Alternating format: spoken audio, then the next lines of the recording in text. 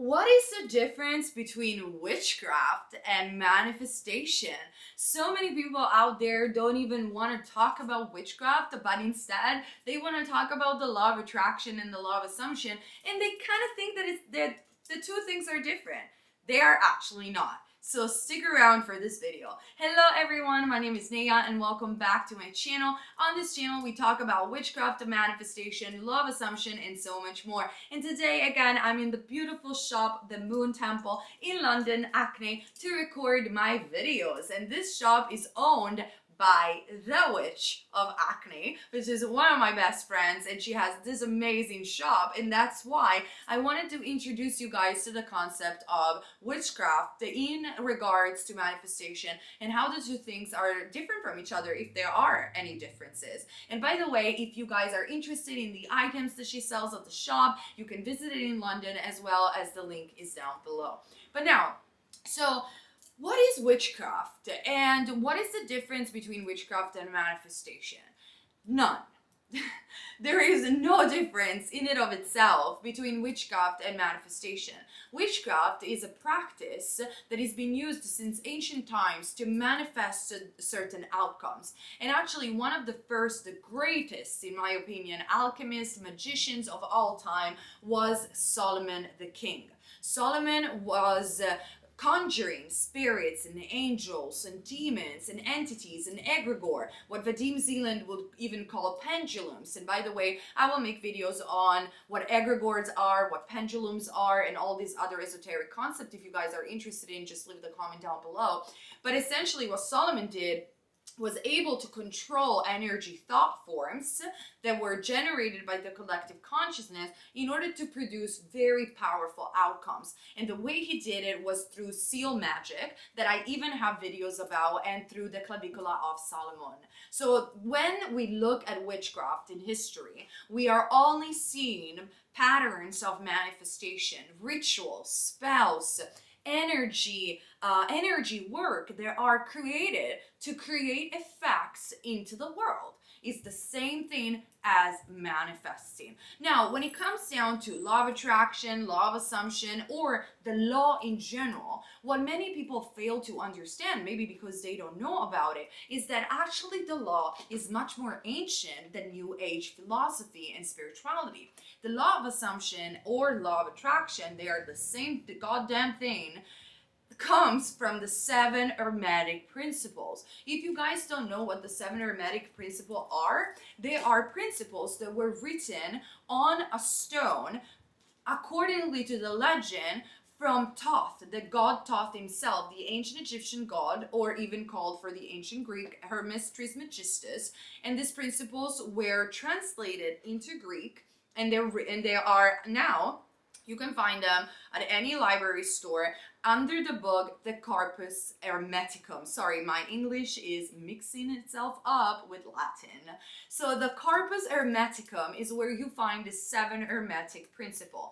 If you want to know what the 7 Hermetic principles are, you can follow my Instagram, and in one of my pinned stories I have the 7 Hermetic principles pinned down. Essentially, the 7 Hermetic principles are nothing but the explanation of the law of assumption and the law of attraction. Why am I saying that? Because literally the first Hermetic principles translate into everything is mind. And in philosophy, because by the way, I've studied philosophy at university, and that's how I acquired this knowledge throughout the years, what essentially mentalism, which is a philosophical current of Hermetism, what essentially saying that everything is mind. And if everything is mind, everything is consciousness. And because everything is consciousness, everything can be affected by your thoughts and by your mind. Now, you guys have to understand that the 7 Hermetic principles are at the basis of magic.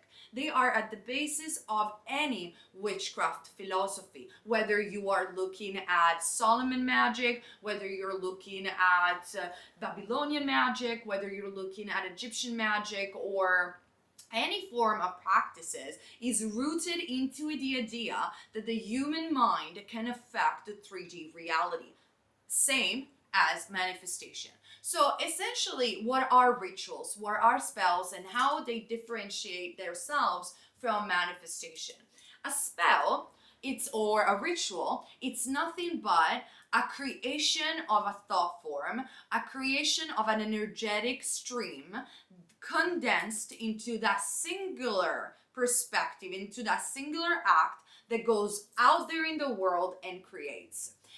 It's no difference than keeping your mental diet. It's no difference than creating any other egregore or thought form.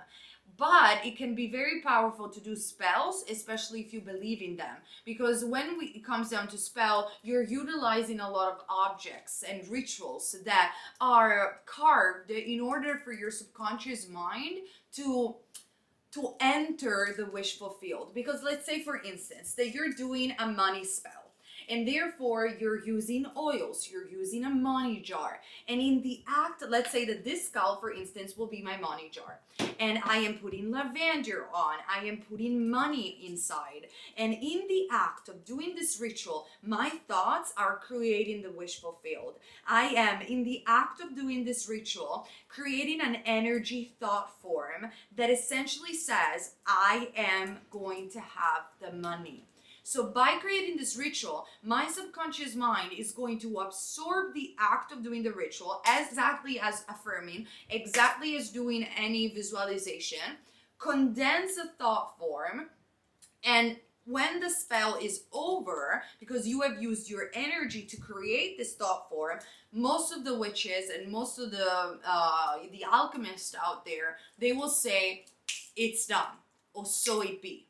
And the reason why I say it's done, so be it, it's because it's what Neville Goddard says. Once the energy is being created and you have created this thought form, it's done. It will go out into the universe, into your 3D reality, and will affect reality, or will make you quantum jump into the reality that you desire. Because I have a video where I talk about thought transmission according also to Neville Goddard, and I read some extract from Neville Goddard. By the way, the video, again, the link is down below, is on my Patreon. And on that video, Neville says, when a thought is being generated and when an assumption is persisted upon, it goes outside of you. It doesn't stay in your mind, but it's getting transmitted into the quantum field. He says it in other terms, but essentially that's what he was trying to say. It goes into the field and creates. That's the same thing you're doing with witchcraft. It's the same exact thing. The only difference that I will say witchcraft is that if I'm doing a money spell or if I'm doing a love spell, I don't necessarily repeat the ritual. I know that once the ritual is done, it's a done deal. And on top of that, sometimes doing spells or ritual can be very powerful for suggesting your subconscious mind, for auto-suggestion. It can be very powerful to live in the wishful field, and it can also be very powerful because if you do believe that everything is energy, you're utilizing candles, you're utilizing flames, you're utilizing herbs that have a consciousness and have an energy and properties of their own. You're utilizing the energy of the universe with the moon and the alignment, and that can obviously create a more powerful energy than just manifesting with your thought. However, also manifesting just with your thought can be extremely powerful. It's up to you. But with this video, I just wanted to shortly introduce you guys to the understanding that there is no difference between witchcraft and manifestation. At the end of the day, it is all up to you, and it is also up to the best way that you can think that you can manifest. So for instance, I have always been a witch. I've always loved witchcraft, and I don't do a lot of spells nowadays, now that I just manifest through creating slides and quantum jumping. However, sometimes when I might feel some resistance towards certain manifestation, it doesn't hurt to do a spell. It doesn't hurt to create a little ritual for beauty, or a little ritual for love, or calling in your soulmates. And on top of that, I want to make additional video where we start to talk about angels and we start to talk about entities, because they're very much real. And I think that sometimes in this community, people are like, oh no, law of assumption, manifesting my desire, therefore angels and all this other metaphysical stuff are not real. No, guys. they are all together. Like angels and entities are real, spirit guides are real, you know, any form of energy, pendulums and egregores, which are the same thing, are real. And they are all part of the same stream of consciousness. And you can utilize egregores, pendulums, and angels in order to help your manifestation. I do this all the time. And you could call it white magic, however you want. You do you. It does not matter how you call it. But you can call the energy of angels. You can call the energy of pendulums and thought forms. You can create your own thought forms in order to serve you. Now, the thing is, when you are, angels are fine. When you are creating thought forms or egregores, you must know what you're doing, because an egregore or a pendulum or a thought form, call it however you want, needs your energy to feed and to survive. So if you don't know what you're doing, you could get depleted. So don't do it if you don't know what you're doing. I will make different videos about it if you guys obviously are interested in it. But don't get scared, because if you love spells and you love to be a witch and you love to create potions or oils or candles, I utilize flames and candles a lot, and you do want to do some spells in order to improve your manifestation, you can.